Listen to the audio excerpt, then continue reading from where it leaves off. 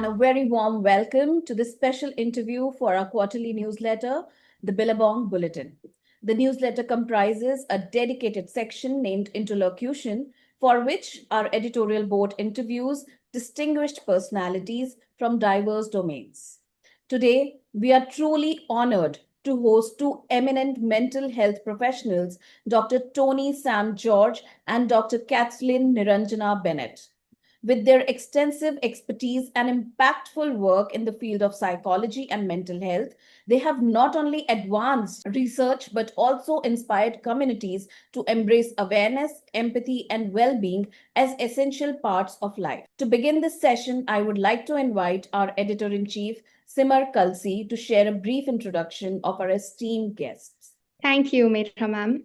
I am Simar Kalsi, the editor-in-chief, and joining me for this interview are our editorial and communications coordinator, Ms. Mehta Bhatt, our psychology teacher, Ms. Roshni Khatri, and the editorial board members, Arzu Hajela, Hamza Shamim, Vidushi Lavanya, and Simarjot Singh Man.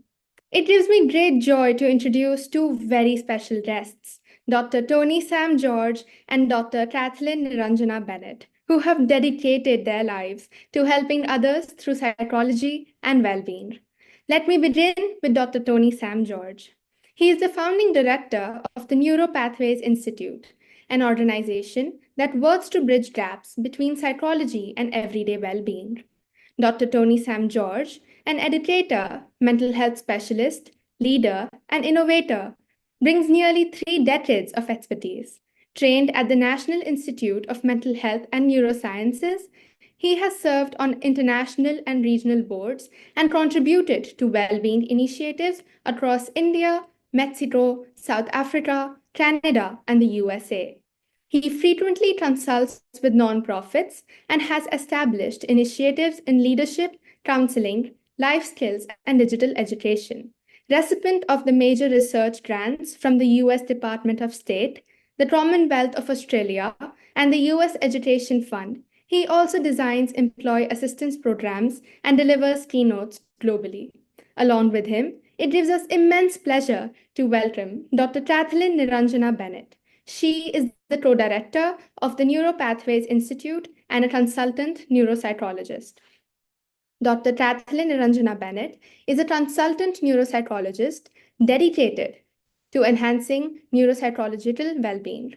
She specializes in neurofeedback training, neuropsychological assessment, and intervention. A doctoral graduate from NIMHANS, Bangalore, she also has completed a BCIA accredited course in EEG neurofeedback training from Saybrook University, USA. With extensive experience in developing evidence-based modules, Dr. Bennett integrates neuroscience insights to promote cognitive and emotional well-being. Her works reflect a strong commitment to advancing mental health through research-driven and practical approaches. So today, we have with us two people who not only have studied the mind, but also shaped programs and ideas that touch lives every day. Dr. George and Dr. Bennett, it is an absolute privilege to welcome you both, and we cannot wait to hear your insights and experiences. Dr. George and Dr. Bennett, our editorial board is ready with their questions, and with your permission, we would like to start with those. Yes, we are happy to go ahead. Yeah. Okay. So to begin our conversation, I'd like to invite Simar to ask the first question. Simar, please go ahead. Yes, ma'am. What was your vision and what inspired you to start the NeuroPathways Institute? Right. I think I'll start the answer to that question, and Dr. Niranjana, I'm sure, will join in because this is something that the two of us started together. And it's been in our thought for a while before we started it. But I must tell you that for me, work and what I do in my life is an extension of what I believe a calling in life. When I was your age, perhaps in high school or in just finishing my high school and then getting into college, I was very clear about what I wanted to become. I was going to be a medical doctor or I was going to be a scientist. I had the marks, the grades, and I had the admissions as well for that. But an inner calling in me said that maybe I'm better off being a therapist, a counselor, work with young people who have issues with addictions and so on. So I took a very bold, purposeful break in my life. I worked with a youth organization, and then I decided to change the course of my life. And that's how it's been for me over a period of time. I served over 30 years in higher education as an educator, a dean of a university, promoting programs in psychology and so on. But all along, one question that I've asked myself is, am I doing what brings best impact to people around me or not? I think that's a question that prompted us to start NeuroPathways Institute, because we have, over the years, accumulated a lot of knowledge and research, as you heard in the introduction. But the question is, are we doing enough to impact people around us? And we are both persons who are interested in transformation and change in the lives of others. We share the same value of service to others. At the same time, the service that we provide should be based on evidence and should be effective and should be the best. So NeuroPathways Institute, in a sense, is based on evidence-based practices. It's based, like you said in the introduction earlier on cutting-edge neuroscience research, because that is what makes the biggest difference. And we want to reach people who are otherwise not reached. So we have a strong emphasis in working with the community in making mental health and neuroscience interventions and psychological help accessible to people. These were some reasons why we started the NeuroPathways Institute. The term NeuroPathways, if you decode it, neuro stands for neuroscience and pathways stands for different paths that we can take to reach, help, contribute, build, and so on.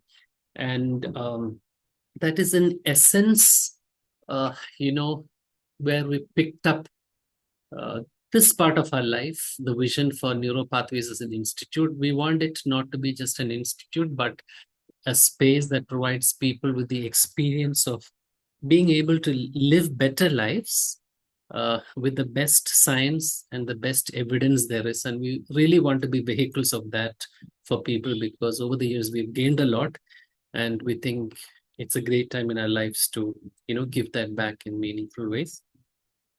So that's a small, a thought from me about how NeuroPathways evolved. And I think Dr. Niranjana will also share a little bit about her personal life and how that fits into this trajectory. I think Dr. Tony has, really shared it all, and I resonate a lot with what he said. I just wanted to share a little bit about my own personal trajectory. I've always been fascinated by the brain. But early on in life, I think maybe a few years older than where you were, I had this opportunity to intern at Christian Medical College, Vellore. So here I had this opportunity to work with a child who had sustained a brain injury. And I realized how much, that had impacted his life, and that there's a difference between just surviving and living a life meaningfully to your full potential. And that's sort of been a guiding factor, and like Dr. Tony said, a sort of vision to make choices and bring in programs that can impact people early to help them live that full potential. Believe it or not, there are certain things that you can do even today that can prevent you from developing certain types of dementia later on in life. So we realized that there are only certain organizations that can allow you the space, and we wanted the agency to start and do things, meaningful programs, train people that can impact people in these ways and so on. So that's pretty much why we decided to go ahead and start NeuroPathways. Thank you for sharing that personal connection. It really shows the heart behind NeuroPathways.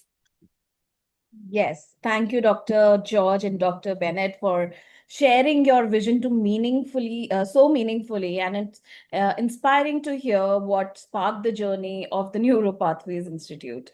Now let's move to Hamza, who has the next question for Dr. George. Hamza? Hello, Dr. George and Dr. Bennett. Dr. George, my question is for you. This year's World Mental Health Day focuses on the theme mental health in a globalized world. Given your extensive work on mental well-being across different countries, What has your experience been in observing mental health in diverse cultural contexts? Do the challenges tend to overlap or are they significantly different from one another? Thanks, Hamsa. Good to see you. A great question. I think it's a question about whether mental health across nations and cultures is same, different. And there's no simple answer to it. The answer is yes and no. There are some universal similarities. There are also significant differences from culture to culture. As you were asking me the question, my mind went back to some time I spent a few years ago in Mexico working with students in a medical college, and then later working in the community for some time where I was lecturing. And I was sharing a keynote on adolescent health, adolescent mental health, risks and challenges and so on. And then there was a Q&A session. And the questions that the young men and women in that university asked me were pretty much the kind of question that students in India used to ask me, or students in Canada would ask me, and so on, which says that there is something universal about mental health, because eventually mental health is about people and the challenges they have in facing the hurdles in life, the personal resources they have within themselves to meet those challenges, the supports around our lives that helps protect us from those challenges, and so on. So yes, there are universal similarities. For instance, the fact that in almost all the countries that I have visited and worked in, people don't talk about mental health that openly. Right? The fact that there is a bit of silence, even in developed countries where we think that mental health is, spoken a lot more, you would still see pockets of silence and stigma and so on in those spaces. So that's definitely something that is universal. I also know that there are lots of access issues, even within one country. Take Mexico and take India, for instance. There are similarities in terms of access. There are communities where mental health services are not accessible in both the countries. And there are places where mental health services are accessible in both. So those are similarities too, right? The fact that there is not enough access. We did one combined research a few months ago. 10 students from India and 10 students from the US together looked at problems that both the countries are facing, similar problems both the countries are facing, especially in the area of poor access to affordable mental health services. And the challenges that came up were both similar and different. But what was similar was that there are access issues in both the countries. And they both put their heads together and figured out, solutions. Something that I find very common today across cultures is how young people today respond to mental health, both in terms of the vulnerability to mental health as well as advocacy for mental health. You're probably studying in your biology classes and so on about the human brain and so on. And we now know that, around the age of 25 is when the brain completes its full growth. And so the period from adolescence to around 25, 26 is a period of vulnerability. World over, young people are actually facing significant anxiety, relational stress, and so on. And that's heightened by digital exposure and shifting of family structure. So that too is something that's common across, different cultures. But are there differences? Yes. Let me quote one research we did. We asked students who study in India and students who study in the United States questions that make them vulnerable to suicidal thoughts. You know that September 10th, just 2 days ago, I think, was World Suicide Day, where we speak a little bit more about this big challenge that many of us face. And you know what the big difference was between the two countries? And this was a group of, pre-university students and high school, and then early undergrad students. Students in India said that one of the biggest reasons why they attempt or think about, taking their lives is because of the perception of how much life is burdensome and stressful. Academics, family, and all. Their counterparts in the US, they said, when we have a mental health condition, that is when we feel this. So you see, there is a difference. And these two responses, the tools were the same, the questions were the same, but the responses tell us that culture shapes mental health, right? So the shaping of mental health by culture is inescapable. We would also see across cultures that the way in which we respond to mental health and mental illness is also different. There are communities in India and Africa that's handle mental health by working together with faith healers and local, folk leaders and so on. There are industrialized nations that don't do that. So you will see similarities in how we respond to mental health is shaped by local culture. It's also shaped by larger, economic reforms and political movements and advocacy for mental health and so on. So the answer to your question is yes, there are similarities. Young people all over the world seem to be the same, for instance, but among young people, when it comes to a particular challenge that they face in mental health, the reasons seem to be different and shaped by, say, culture, the ecosystem, and so on. So that's the answer.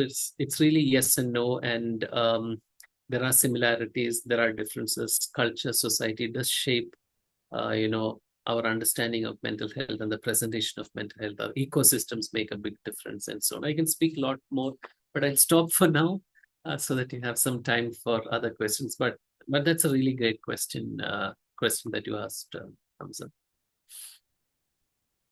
Thank you, Dr. George. Your explanation really helped connect the dots between the global context and the individual well-being, especially for students. Yes, we really appreciate that, Dr. George, your global perspective on mental health and how culture shapes it gives us so much to reflect on, actually. But to take this dialogue forward, I would like to ask Miss Roshni, our high school psychology teacher, who has a question for you. Both of you, actually. Roshni, please go ahead. Good evening, doctors. Good evening, Roshni. So my question for you is, can biofeedback be used not just as a treatment, but also as a practice tool for mental health? And how do you see emerging technologies like brain training and neurofeedback training shaping the way we understand and approach the well-being in years coming ahead? All right. Yes, the easy answer there is yes, definitely. We know that neurofeedback originally started from a place of diagnosable mental health conditions. But over the years, we've realized that it has so much of impact across. I'm sure you've heard of Abhinav Bindra, India's first Olympic gold medalist. So in 2008, it's believed that he has used a combination of neurofeedback as well as biofeedback to improve focus and attention. So we now know that there are many applications across the board for neurofeedback. In fact, now I think the Italian soccer team, AC Milan, is known to have used neurofeedback as well. They have a designated room for mental health and, in terms of peak performance training and so on. And it's supposed to have contributed to a couple of their championships as well. And then more recently, we know NASA's astronauts are trained using neurofeedback as well. And interestingly enough, they're also developing certain devices like smart glasses, which are supposed to be easy ways to read brain function using brain waves to assess how much attention someone is focusing. And so we can see that the future is likely to have a whole range of wearable devices, making it much more and not just be limited to, addressing clinical issues. So yeah, we can see that coming in the future as well. Thank you, Doctor. That was such a nice perspective to hear that even NASA has used this and they've been incorporating Abhinav Bindra. This was really insightful to know. Thank you so much. Yes, the possibilities of technology in mental health sound both exciting and promising, of course. Let's see what the future holds. Yes. And thank you for the thoughtful answer, response, Dr. Bennett. Building on this discussion, I now invite Simarjot to pose the next question. Simarjot, please go ahead. Greetings, Dr. George and Dr. Bennett. Dr. Bennett, I would like to ask, how can young people build a more comprehensive connection with elders, especially teachers and parents, whose life experiences and challenges were very different from their own? Thank you, Simarjot. That's a beautiful question, and it's really great coming from young people like yourselves. And I think what that made me think of was to look at the difference between the world of a young person and someone from a different generation. We know that the world that you live in is so much faster. It's full of technology. Change happens so quickly, which is different from another generation, which is a little more slow paced. And, the values and context in that sense is definitely different. One thing that I found is helpful is to be okay with sharing your world with the other generation. Now, sometimes we come from this place where we've already decided that the other generation is not going to get it. And when we take that stance, we can never move forward because we've already blocked different pathways of, finding common ground. Yeah, I mean, sometime back, I remember my father, who was 80 years and over, asking about AI psychosis. And that was a time when I had not even heard of that term. Or even if, sometimes I hear my mother giving my sister advice on using ChatGPT to reduce her workload. So, whether it's, sharing the music that you like, the experiences that you enjoy, it really helps to, share that world with each other. And that's one great place to start. Another thing that, we see really helps is to share rituals, whether it's, just cooking together with a parent or, sharing about a favorite book or a favorite song with your teacher. It can really help, discussing something or, having a meal together. All of these things really help, bring in spaces for conversations, and eventually these conversations can lead to bridging that gap. And finally, I think one important thing is to embrace intergenerational humility. Now, we have to know that each generation has its blind spots, but there are things that we can learn from each other and things that we can teach each other too. Sometime back, my son asked me to play this game called Bed Wars. It originally started with Minecraft, and now it is, taken over by others as well. And for those unfamiliar, the objective of this game is simply to capture the other person's bed. So you're in two teams. So my initial response was like, seriously, is that what this game is about? And, that resistance. But I decided to do it. We had a lot of fun. I would have had more fun if I had actually won. But as you can see, the younger people are so much faster and better. But it gave us a lot of conversation that followed, from there. So that's, I think, one other way in which shared practices, shared time can really help. Right. Thank you, Dr. Bennett. I really appreciate what you said about how we need to emphasize on sharing rituals and how change happens so quickly. And it'll surely stick with me. Thank Yes, you. that was a very heartening answer, Dr. Bennett. And your advice will definitely help us understand how to bridge generational experiences with respect and empathy. Next, let's hear from Arzu, who has a question for you again, Dr. Bennett. It is truly a privilege talking to you today, Dr. George and Dr. Bennett. Dr. Bennett, as ma'am said, my question is for you. What practical steps do you think students of our age group can take to keep their social media use from turning into an addiction or into an unhealthy dependence? Another great question, and I'm so happy about how much time and thought you've put into all of these. These are hard questions for people of your generation, definitely to ask, especially since technology is so much part of your world. I think the first thing to think about is that technology is not the enemy itself. There's so much of good that has happened through technology. We've used it in so many positive ways. The problem comes when in how we use it. And I think one of the best ways we can think of combating that is to use technology itself. We now have screen timers, we have app timers, we have, sort of focus zones and so on that you can build into your systems itself.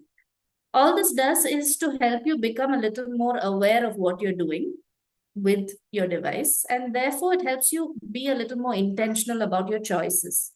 We know that screen time can often hijack what we intended to start off with in the first place.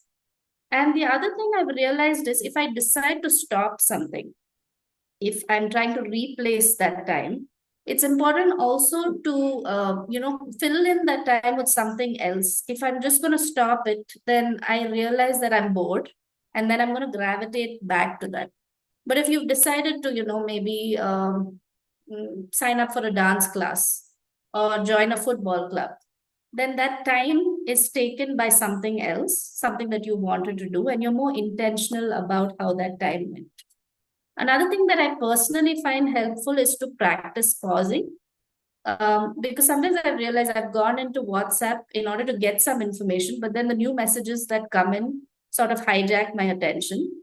And then I forget what I actually went there for. Or same with Instagram, I want to reply to a message and then I start scrolling. So, and you will see this with neuromarketing basically uses this principle because they try to understand how our mind works. If you just, showed interest in something, you will see a whole lot of stories that are related to that, or a whole lot of products that are now, being flashed your way. That's how it works in order to sort of hijack our attention. So unless we, sort of practice pausing and, regroup, is this what I wanted to do?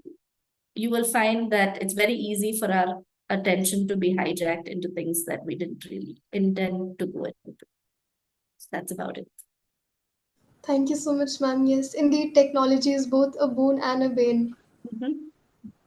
Yes, thank you for those practical insights. And Dr. Bennett, your guidance on managing social media, even for us, as adults, not just the students, is in a balanced way. We have to use it, and we know that. But it's something your advice is something we all can really use right now. So thank you for that answer. And now, Vidushi, please go ahead with the final question. Hello, Dr. George and Dr. Bennett.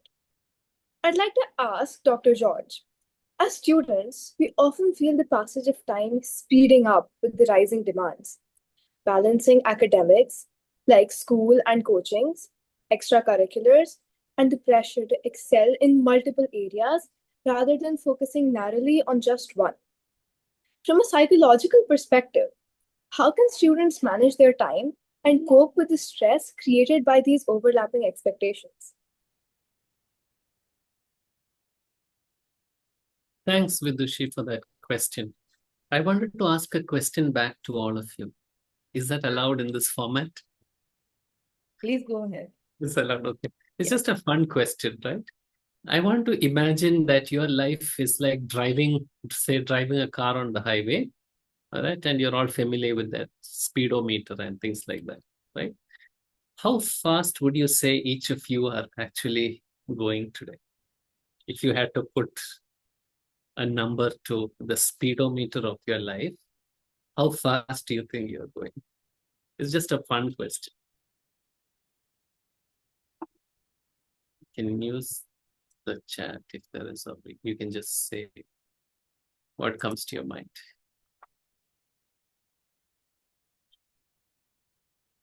Anybody who wants to answer that? I think personally, I would be going at around a 60, 65 maybe.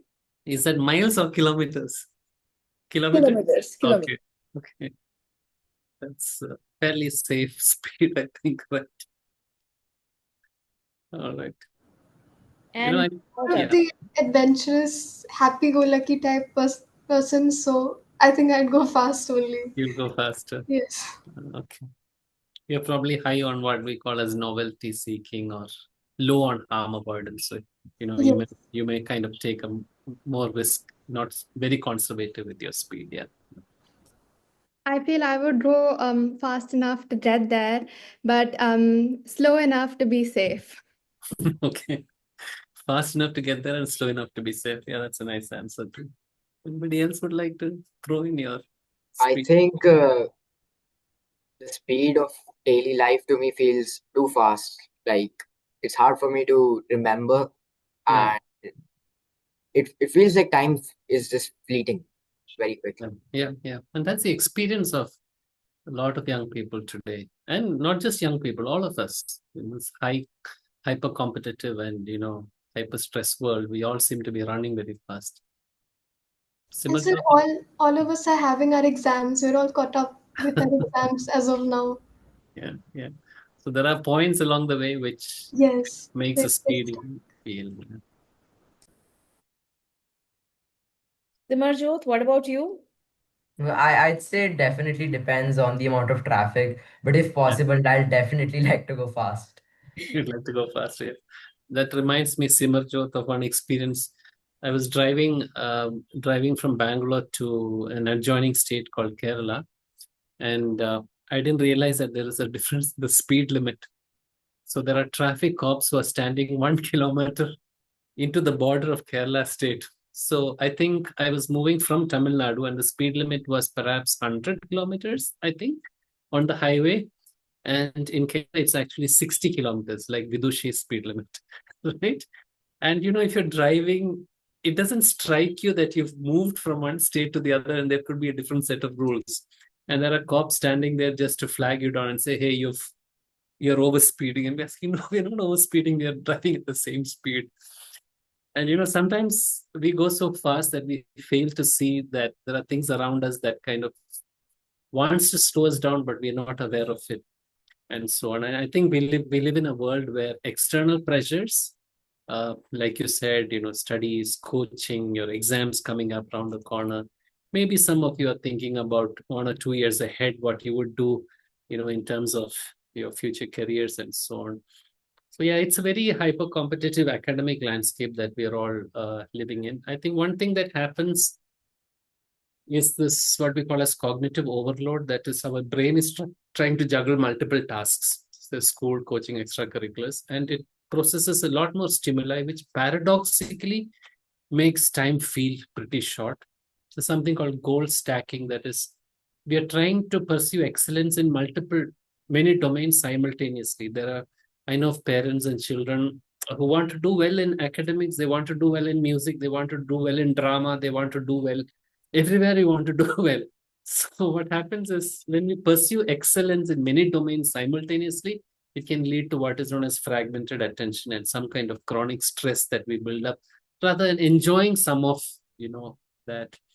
And India is very good in what is known as social comparison. I don't know if you experience that, but parents and community are vehicles of social comparison. Even students ourselves, what we do is we build certain benchmarks within us and compare ourselves to others and so on. And so there's this constant benchmarking against peers, especially via social media now. If you are born after 2010 or 2013, you belong to what sociologists call as Generation Alpha. If you're born before that, like my daughter, for instance, she's Gen Z. And we are kind of digitally native, right? Like Dr. Bennett said, we are immersed in our primary form of communication, perhaps sometimes, is social media. And so there is this urgency to keep up, and it kind of distorts our perception of time and success. And so your question is there some psychological strategies of managing time, stress, so on and so forth? One, there is, and these are questions that we can ask ourselves. One question is, you have a couple of tasks. Ask yourself, which one is screaming the loudest at this point of time, right? What do I want to categorize in terms of urgency on a scale of importance? And in a day, you may have 2 or 3 tasks to complete, but you may want to just, prioritize what is urgent. And this question that I feel worthwhile you can ask. It will have long-term outcomes, even if it doesn't lead to an immediate gratification, which is this activity which I'm doing today, right now, is it actually forming my character, or is it just padding my resume? You can ask this question to the interview that we are doing right now, right? This experience that you're doing as part of being part of this media team how is it building your character? Is it forming? And that's a great question to ask when we are trying to do too many things. It's also good, although it's hard, it's also good to block time for study, rest, and recreation, because that blocking of that time helps. And I'm not sure how much all of you sleep, but I hope you're all sleeping a lot. I hope you're all sleeping a lot, right? No, right. So that's something we want, both Dr. Niranjana and I believe, and it's one of our missions is to get people to sleep more, right? Because sleep really helps you, helps your brain. It's a nutrition for your brain to have much longer life. So sleep more and treat sleep as sacred and not as optional. It's hard because of the blue light, because of from the phones, from high stress next day exam. I know it's hard, but think about prioritizing that above, other things that you do. It's helpful to create, have small buffer zones, short breaks where you can actually rest. And like as Dr. Bennett said, you could use your phone to send a reminder or a beep. Maybe after 25 minutes of focused work, take 5 minutes of break. So build that into your system so that even if you don't, like Hamza said, things are going so fast, but at least the phone or something will beep until you, hey, take a break for 5 minutes. Do that and make it part of your routine. Some other strategies I think that might be helpful is to say no. I hope you've begun to say no to some people and some things in a respectful way. That really makes a big difference. When you say no to something, you're also saying, I care about my health, my future, my family. Because if you don't take care of yourself now, it's not just you who are impacting others too, around you. So that's a really good strategy to do. Of course, something that I have found very helpful when I was a student, but I come from a very different generation, and speed was maybe 40, 50 kilometers per hour for us in my generation, right? So, but I think when I look at my daughter, who's just joined for a doctoral program now, her speed would be much more than mine. If I do that comparison, I can see the difference. And I think for you, it may be more. But if you can take a couple of hours in a month or a week to just talk to a mentor or a teacher or somebody, just speak about how overwhelmed your life is. If it is, just talk about it. Then you don't have to carry that weight alone. And that makes, a big difference. And sometimes going up to your parents and saying, hey, Dad, Mom, it's a bit too much. Can I take a break? And often they are compassionate when you go up and say that. So some of these things can help, and it really, helps. Another thing I wanted to say before I wind up is that sometimes young people, because we are accustomed to a certain level of success and performance, and there are people watching us all the time, we also feel we can somehow kind of need their approval in things that we do, and it means a lot to us when they approve. We tend to take mistakes as big threats in our life, and we don't look at them as just a path to grow. So I encourage, if any of the students, you or your peers, take mistakes very seriously and take it to heart, I'd say don't do that. Just look at it as a path to, learn and, develop a more growth mindset. So that's a long answer for your short questions. But thank you for asking about that. Yeah. Thank you for your answer, Dr. George. I feel like the part where you spoke about external validation really resonated with me personally. Not sure about everybody else. So now, on behalf of all of us present here, we extend our heartfelt gratitude to you, Dr. George and Dr. Bennett, for sharing your time and wisdom with us today. Your insights have not only inspired us, but also given us new ways to think. We truly hope to continue this dialogue in the future. Thank you. Thank you for having us. And the speed of this interview was like, I think it was lightning speed, I would say. We didn't realize that it's coming to an end, and I'm really sad that it's coming to an end. But still, Dr. George and Dr. Bennett, on behalf of all of us and the HIS, I sincerely thank you for taking the time to be with us today. And now, before we conclude, may I request everyone to please look at the cameras and give a big smile for a group photo to capture this wonderful moment.